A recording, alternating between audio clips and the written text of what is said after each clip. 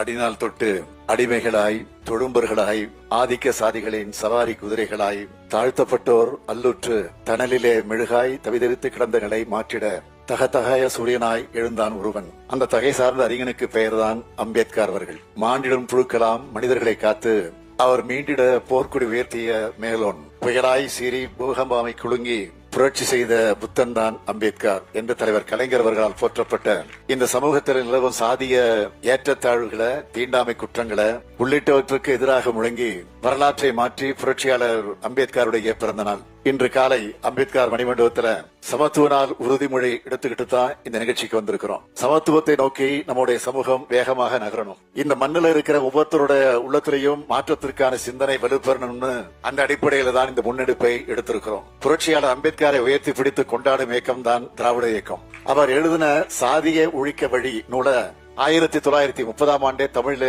வெளியிட்டவர் தந்தை பெரியார் அவர்கள். அது மட்டுமல்ல, புரட்சியாளர் அம்பேத்கர் பெயரை அவர் பிறந்த மகாராஷ்டிரா மாநிலத்தில் இருக்கிற மராத்வாடா பல்கலைக்கழகத்துக்கு வைக்க போராட்டம் நடத்தின காலகட்டத்தில் இந்தியாவில முதலா தமிழ்நாட்டில் டாக்டர் அம்பேத்கர் சட்டக்கல்லூரியில் பெயர் சுட்டினவர் நம்முடைய முத்தமிழறிஞர் கலைஞர் அவர்கள். இந்த பாதையில தான் புரட்சியாளர் அம்பேத்கர் நமக்கான அடையாளம்னு தொடர்ந்து முழங்கிக்கிட்டு இருக்கோம்.